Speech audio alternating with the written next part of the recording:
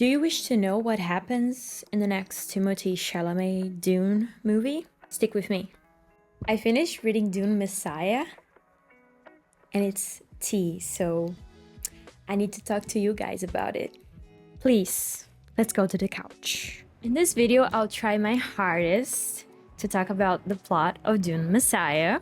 But this video is also focusing on my interpretation of things because I am a reader and I read the book.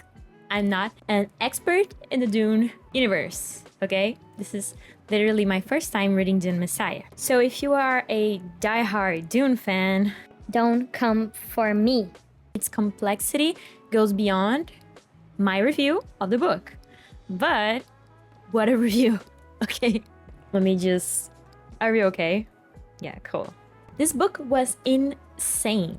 A lot of people say that Dune Messiah is not as good as the first Dune book. I disagree. I think it's amazing. I'm talking to you readers, but I'm also going to be referencing the movie. I'm a huge fan of the Dune movies and the Avatar movies. I went to see both the second part of Dune and Avatar: The Way of Water on IMAX. And that says a lot because that shit expensive, okay? So yeah. Where do we begin? Firstly, Princess Irulan, aka Florence Pugh, my girl, she wants a baby. Actually, she wants an heir. She wants power and control over her life, which she does not have because she is the princess consort of the emperor. Do we know him? Who has not loved her and has not made love to her. So he has denied her a child. We begin the book knowing that Florence is currently administering contraception to Shani, aka Zendaya, through her food. And Zendaya is currently Paul's emperor, Paul Muad'Dib, etc., concubine. But she's actually really his wife. Princess Irulan is just for political things. It's just because he wanted to turn emperor, okay? Just because she was daughter of the emperor. Yeah, so Zendaya is really his wife. He lives practically with her. And yeah, Princess Irulan doesn't want Shani to have a baby, so she's been sneaking contraception into Shani's food. Little does Shani know that she's doing her a favor. So we are at a time that everyone wants control over Paul, Timothée Chalamet, including the Bene Gesserit order. I'm going to be butchering the pronunciation of most names, okay?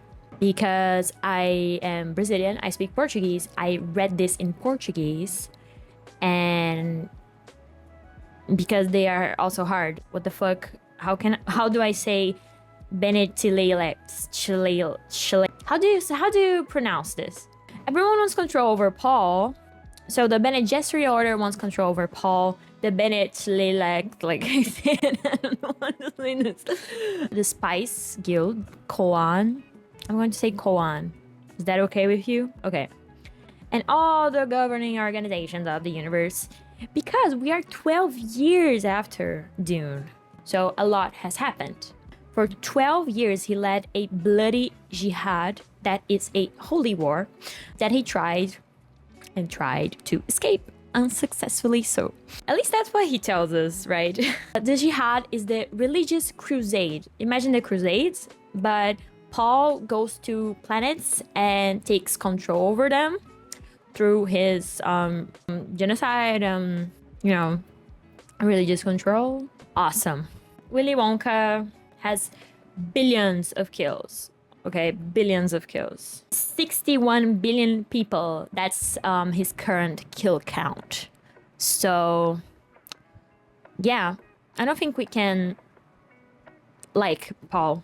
In Dune, we see Paul rising in Arrakis after dethroning the Emperor and avenging his father and his house Atreides. So he takes the Emperor's place. And he gains control of melange, the spice that is produce on Arrakis, harvest and produce, I believe, on Arrakis. So he has control of economy, religion, I believe Bellic. He is almighty.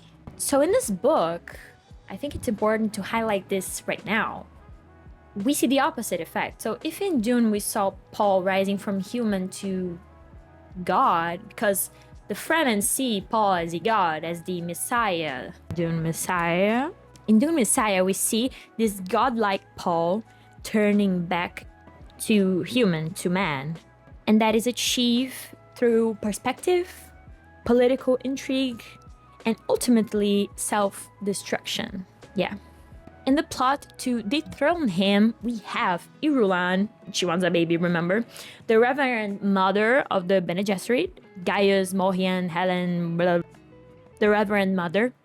I like to call her Ellen in my head, so let's go with that. So Helen, we got Florence Pugh, we got Helen, we got a member of the guild named Edric. He is a pilot. They are navigators, sorry, the guild navigators are not pilots in the traditional sense, but rather they are the pilots of the spacing guilds called also Highliners. They are pharmaceutically enhanced humans with limited prescience, who through their ability to anticipate the future can safely navigate the dangerous folded space.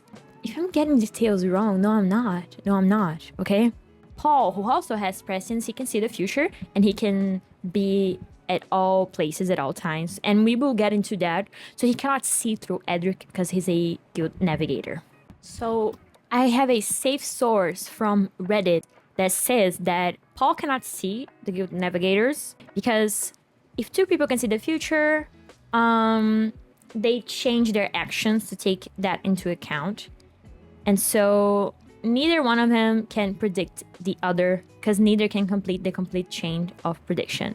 In order to understand Dune, you Gotta understand that you won't understand every single detail, so just take into account that the conspiracy is safe because Paul cannot see Edric's actions, and so Edric makes the conspiracy safe for Helen, Irulan, and the last character, Sitale. I like this name, Sitale. He's a bene Tleilax. I'm going to refer to them as lizards. Is that okay with you? So the bene Tleilax, they are master geneticists and biotechnologists living on planet Tleilax, famous for creating clones. Alert. We are losing Flashbacks. Sector 4. Repeat, losing ground. Doulas, that are resurrection of dead people through cloning. Can you hear that? We are being overrun. Repeat, we are... No, okay. Yeah, so they are scientists and they want to control the empire, to potentially manipulate Paul for their own purposes. And yeah, everyone wants to manipulate each other in Dune, and that's really a mirror of real life, if you think about it. I am not sure if that's why, because again, this is the second book. Maybe they have another agenda. And how is Timothy? Timothy is very unhappy. He's very unhappy. He and Alia are. So Alia is Anya Taylor-Joy. Do you remember when Paul has a vision in the second movie? Yeah, so that's Anya, that's his sister. Also known as an abomination, the fetus who gained conscience in Lady Jessica's womb. They are the messiahs of Dune. That's my interpretation. Why I'm saying messiahs if the book is named Dune Messiah? Because in Portuguese, it's called Messias da Duna. So it's plural. To me, it's plural. Paul and Alia are the messiahs. They are worshipped in Arrakis, both of them. But after 12 years, I think there was enough time for people to question this empire. There was enough time for people to wonder why they put a non-Fremen emperor for the Fremen. There are people conspiring everywhere, even inside Paul's government, and he knows this, okay? Paul knows everything that is happening. One of the most interesting moments of the book is when Tarok, who is a Fremen, and he is helping in the conspiracy, and he describes the moment when he stopped believing in Muad'Dib, aka Paul. He has many names. So during the Jihad, he was in this planet, and he sees the sea, and he is astonished by it because he is from Dune. He never saw a sea, an ocean. So he dives in and he becomes a creature of the sea. And in doing so, he's cured by the Shihad. So the paradise that the Fremen dreamed of is not exactly what they expected. I really like this quote I found on Reddit that summarizes my thoughts on this particular moment of the book. So he says, it was an inevitable outcome, unfortunately. Even without Paul, their dreams of a green Arrakis would end up making them civilized. The end result of their faith would be their undoing as a culture. So in seeking and going after Paul, their culture and their faith doesn't make sense anymore because their whole culture was built around not having water. So they reuse humidity, and water is very sacred for them. But now there's water everywhere. Paul has gardens and gardens that are watered every single day. Paul builds a palace, and there's fish and water symbols everywhere. So this is just awesome symbolism for this. So in a way, some Fremen are turning against Paul. But don't think this is the majority. Think of it like it's cracks in the religion of Muad'Dib. You see, the Fremen are still very religious towards Paul and Alia, and they hate it. Let's talk about Paul, aka Timothée. Why is he unhappy? Well, he is detestable. He has killed billions and billions of people. He denies the people a constitution and thinks that is helping and protecting them. He is a tyrant, but he's the very antithesis of himself. He detests himself and everything he has done. He knows it's not good things. And we know when we're reading the book, we know that he will self-destruct. The conspiracy itself seems to believe this. At the same time, when you read this book, you kind of feel compassion towards Paul. He's trapped in himself. Jessica gave birth to him and condemned him. So for those of you who don't remember, Lady Jessica went against the genetic plan designed by the Bene Gesserit and gave birth to a boy instead of a girl. The girl would end up marrying with Fate Rota, Elvis, if you will. This guy.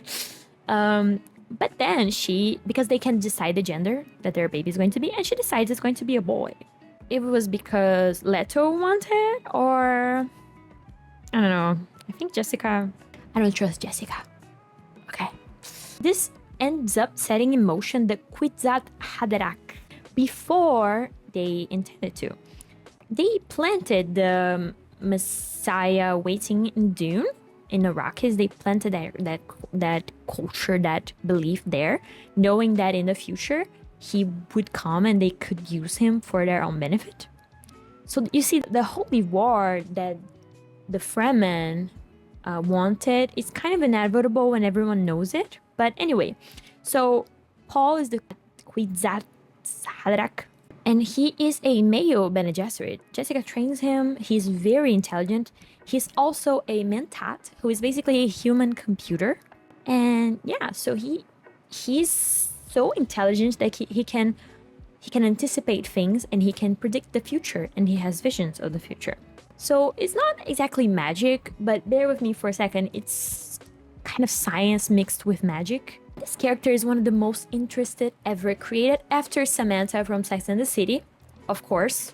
So we got Samantha, Paul, and then we have Peeta, and then we have Frankenstein. That's my top tier characters, and I didn't think of that at all. So let's follow Paul here. It's done. What is done cannot be undone. Okay? So Paul is neither a villain or a hero. Don't come for me in the comments. I know he's bad. But in his own mind, he's not a villain nor a hero. For himself, he's a victim of the future that never stops. And at the same time, he is its agent. Paul is playing a role throughout the book. He sees the future, the vision, and he needs to follow them where he wants to basically lead them to the best future possible. So he does not act very authentically in this book. He speaks the correct lines, and he makes the decisions that he saw him self-doing. So it's weird. He is basically hostage of his own visions. It's kind of sad. He despises the jihad, but he also knows that he cannot escape it, and he sees no way to avoid it. So he tries to basically resurrect the future through his visions, and he gained these visions after he had melange in the first book that unlocked his mind. So he's super powerful. He's a male Bene Gesserit, he's a mentat, and he is also using drugs. So yeah, he has a super mind. Alia is another interesting character in this book. She disturbed me a lot. Anya Taylor-Joy, if you will. She is an old woman with memories of generations and generations of Reverend Mothers. That, remember, Lady Jessica became a Reverend Mother. She drank the magical potion and it infected the fetus, Anya Taylor-Joy. So they are both Reverend Mothers. And she also has her own mother memories. So let's just say she remembers her father, even though she never knew him. Yeah, but all of that happens in a body of a teenager. She's basically 15 years old. She's also not happy. She knows she's worshipped. She literally hosts rituals. She has a temple. But at the same time, she's kind of annoyed by them. And yeah, she is very weird. And that's basically it. But she does love her brother, so that's good, I guess. The plan of the conspiracy seems simple enough. They plan to infiltrate Arrakina, Araki's capital, Paul's palace, offering Hayt the Gola. Okay, so it's actually pronounced hate, I think. So I will be saying hayt throughout the video, but it's actually hate. Okay, let's go back. The clone from the flesh. Oh my god, from the flesh of Duncan, Idaho. Jason Momoa is back. But he is basically a zombie cloned. He looks okay, but he's kind of odd. And it is a gift from Edric, the guild navigator, to Paul. And Paul knows this is a trap. It is very convenient that he knows this is a trap, but there is still tension of unpredictability of each decision reflecting on the vision. And then he, has to... Bear with me for a second, okay? Bear with me. So at the same time, they give this to Paul. They also want to capture a sandworm and steal it in an attempt to create another planet that will be a source of spice. I think this plot will probably continue on the next book, because I really don't remember what happened to it. If I missed it, please comment below. But yeah, this is kind of important. They want to basically have control of Melange again. Paul sees Shani's future and that she will die. That is told in the book in a very cute and sad scene where he says that the moon fell and he confides his grief to Hayt, Jason Momoa, Duncan Idaho's clone. So he has faith in the humanity inside Hayt and that he can become Duncan again. So that's why he's falling into the trap. He knows that he will turn back into Duncan. So I applaud Frank Herbert for writing a story in which the characters have foreknowledge, prescience, because man, that's really hard. That's really hard. His powers to see the future are, as far as I understand, like I said, the result of Melange opening his mind, his Bene Gesserit and Mentat training. So he's a human computer who can predict through calculations, records, and data from human history. I know this is a debate in the fandom, whether it's scientific or magical, but I think it could be a little bit of both because he actually sees Shani before he meets her. So leave your thoughts on the comments. Meanwhile, what is Alia doing, our other messiah? She's fallen in love with Hayt. This is very strange and possibly problematic because she is a teenager, but she has the mind of an old woman and she's fallen in love with Jason Momoa. I'm not sure how they will picture this in the movie. They're investigating a body the girl who was found in the desert, and they understand that there is a face dancer amongst them that is Sitali. So they know that there is danger very close to them. Shani is the most important thing to Paul. She is his concubine, his wife, the love of his life. Everyone knows it, and the conspiracy also planned to use her death to attack Paul in a moment of grief. So let me break that down. Basically, Sitale, disguised as Oteum's daughter. Oteum is a Fremen, yes, who served Paul. And it lures Paul to Oteum's house to give him bijaz. And Paul knows it's a trap, but he follows them.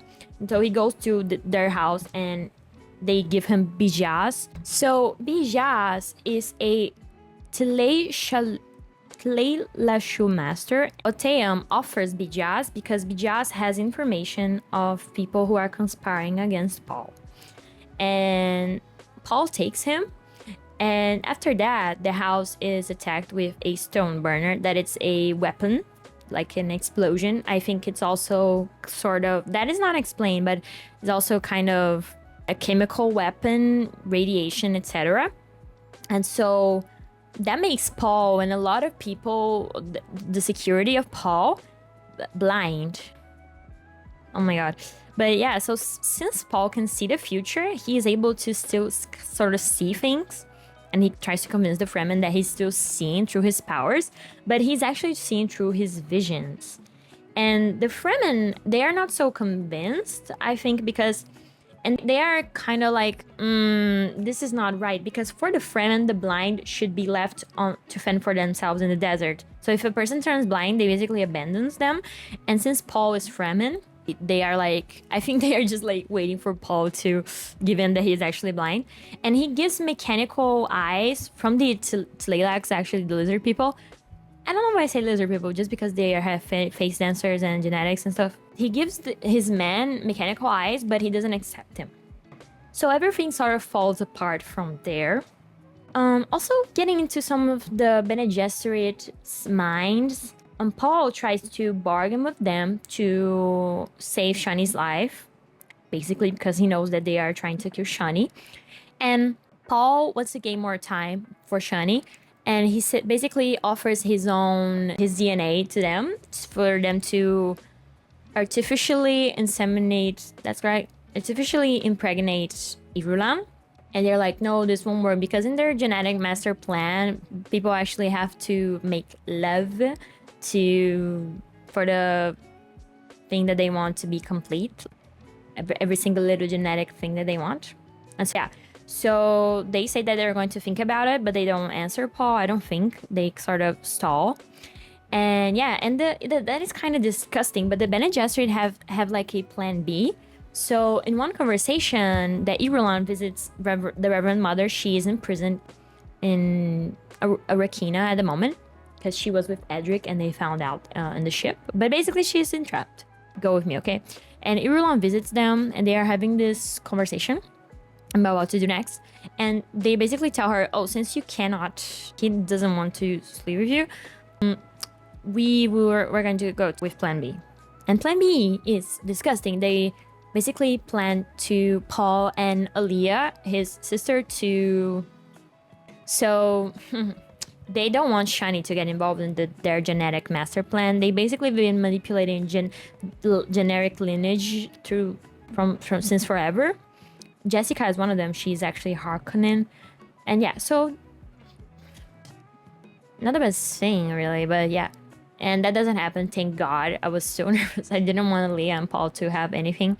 They have a strange moment when Alia is training and in her room and she's in the nude, and Paul and Hayt enter, and there's this weird moment between them, but nothing happens, thank God. Korba, Paul's high priest, is revealed as a traitor and imprisoned by Stilgar, and that is the moment where Paul basically convinces them that he can still see because he's blind, but he's like, oh, you are wearing this piece of clothing, I see you. And they believe him. Meanwhile, Bijaz is actually a disguise, we know, Tleilashu master, and he programs Hayt with a deadly mission. So throughout the book, Hayt is having an internal conflict that he doesn't know why he is there for, what he is doing, and he knows that he's sent there to destroy Paul, but he still doesn't know how. He's very honest, and Paul also knows this, and he has this conflict like, who am I? Am I the Gola? Am I Duncan? Who am I really? Am I Hayt? He's having this internal conflict throughout the book that he doesn't know what exactly is he programmed to do to Paul, and so this creates a very huge tension.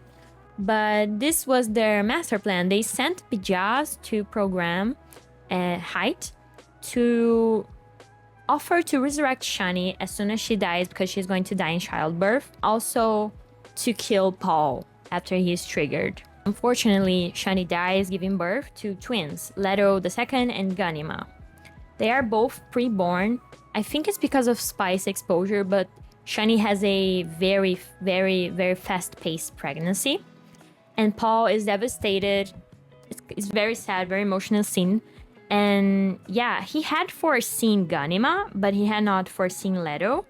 So this really shakes him, because he's like, oh, I did everything I was supposed to do, and I still have no control in the future because now I have 2 babies and I was only expecting 1. And so he's very confused by that. And when that happens, he cannot really see the next moment anymore. So he's blind. Shani's death activates, like Bijaz programmed, Hayt to try and kill Paul. But that backfires, and Duncan Idaho returns. His original memories returns, and he comes back. And Paul knew this was going to happen. So now Hayt is not Hayt anymore. He's basically Duncan. And on this, everything's happening very fast. Sitale comes in with Alia with that proposition of to resurrect Shani. And Alia wants to do that, I guess. But Paul doesn't want that. And then Sitale recurs to threaten his newborn children. Awesome. So yeah, he threatens to kill them. And Paul cannot see anymore, so this is a very tense moment. He wants them to give them their share on the Koan, the corporation that controls the trade of spice. But they are saved. So Paul but I guess the baby kind of like is like, hey daddy, see through. He's like, hello father, see through my eyes. And then through Leto's eyes, Paul is able to heal Sitale. The book ends with Paul powerless and blind, and he chooses to walk in the desert, following the Ferment edition of the blind. He does that to prevent his deification and also to secure Fremen loyalty for his children. He followed their culture through the end, and now his story is at an end, and he gives the future to his children. So now it's their story, now it's their time. He leaves Alia as regent. Leto II will inherit the throne. Alia is very sad. I think she loved Shani and Paul. So Paul dies in the desert as a man. Alia executes the remaining conspirators. So Alia, Duncan, and Irulan, that's surprising, are now tasked with raising the children, Ganima and Leto. So, yeah, and I think Alia ends up with Duncan. She's basically like, oh, love me. What are your thoughts on that? Like I said before, the book begins with Paul and Alia as gods and ends up with them as humans. Paul died in the desert, Alia marries, I guess. The writing moves away from daydreams and sort of settles in reality at the end. Even Duncan Idaho, who is a Gola, reconnects with his inner human and becomes Duncan again. So the fact is that Paul was really human all this time. He was worshipped, he was seen as a god, but he was really just a superhuman. Stilgar asks him. Stilgar was a really important character in the book, though I didn't mention him, but he is there at all times. And he asks him at one point, why don't you use your powers to see what's going on? And why don't you use your powers for this? Why can't you use your powers for that? Because Stilgar really believes in Muad'Dib. And Paul is frustrated because Stilgar doesn't understand the truth. To me, in my interpretation, he just wanted to be perceived as human, but he couldn't afford to be. He needed to be more deep. What did I think of the story? Let's change the scenery a bit. So, what did I think of Dune Messiah? I wanted to give the book 5 stars, but I would be lying if I didn't admit that there are some very dense and boring parts to read in Frank's book. That's the style of Dune.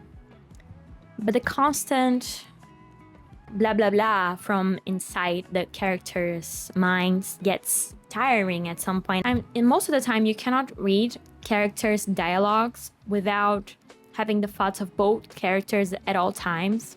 And this sort of limits the action and leaves the story full of what ifs and disguising intentions with overly cryptic, poetic phrases. And yeah, that gets tiring, even though it's a considerably shorter book from the first one. If you blink, you can miss important clues and details in the story. And yeah, the characters are all so intelligent and all of them have ulterior motives. You find yourself constantly questioning actions and trying to unravel mysteries that sometimes don't even exist. Yeah, for me to understand most of the Dune universe, I needed to search for it on Google. But that's also the magic of Dune. For me, Paul is one of the best characters ever written. In sci-fi, he's very complex. He's gray, he's interesting, he's a dictator, he's a bad person. You can say an antithesis of himself, like I said. But at the same time, I found myself very sad with his death, even though it was strategic as always. I was also sad about Shani's death. I think Zendaya's Shani is better because she questions Paul more than the current Shani, who is very romanticized to a fault in the book. I was thinking of them like Bella and Edward, because it's, you know, that scene when Edward's like, I killed people before, and she's like, I don't care, and he's like, I want to kill you. I don't mind. That doesn't matter.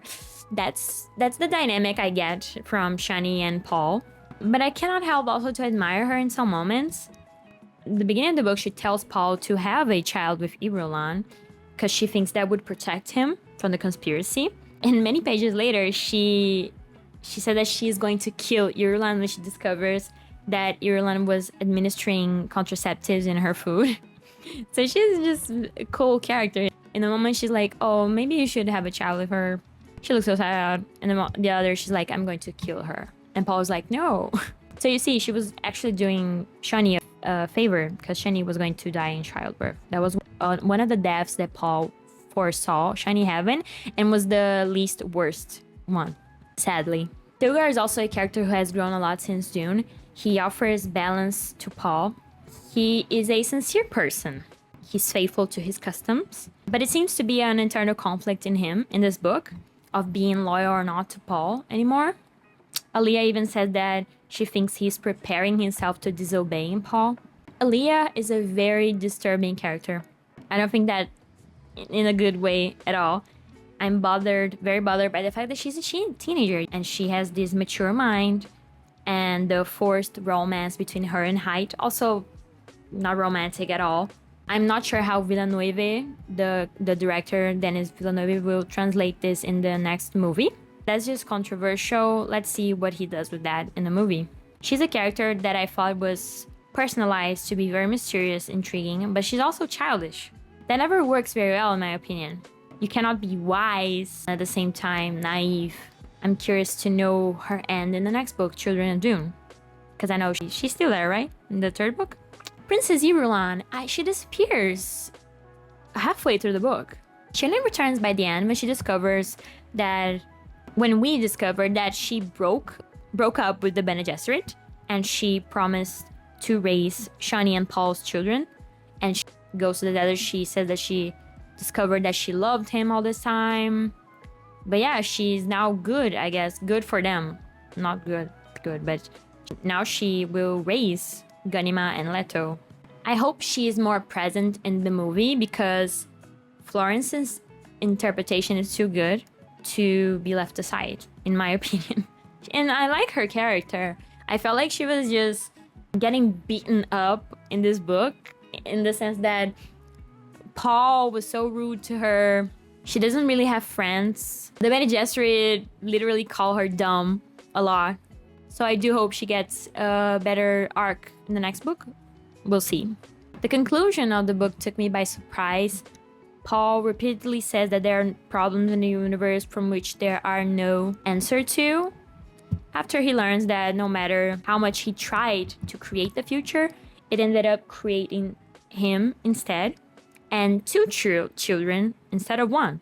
Paul saying, I am free by the end is kind of strange, isn't it? Because he's a man who was the most powerful of all, but he was also trapped in that position from his visions. He couldn't stop the jihad, but that's what he tells us. He believed he was not good, but at least neutral.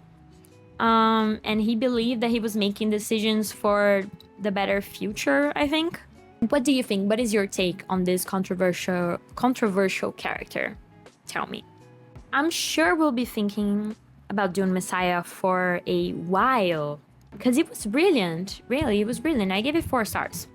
I'm looking forward to reading Children of Dune and meeting Ghanima and Leto II. I have a spoiler that I think Leto turns into a worm or something. But just like I did with Dune Messiah, I'm going to put this next book on hold for a few months or maybe more. These books are so good and so clever. I really like them. But I also feel like I need to give them my time.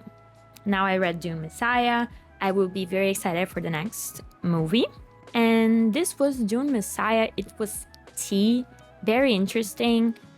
Paul, we skipped 12 years in the future and Paul's story ends. It wasn't underwhelming at all. I thought it was overwhelming. It was very sad. I felt sad for the Fremen. I felt sad for the people victims of the jihad. I felt sad for Alia and for Shani and for everyone who was trapped in this world where political intrigue, money, everything is the ultimate goal here. At the same time, Frank can really describe humans very well. And his characters are all controversial, gray, weird. So, yeah. Oh, I'm kind of scared how Ghanima and Leto will be. This was Dune Messiah.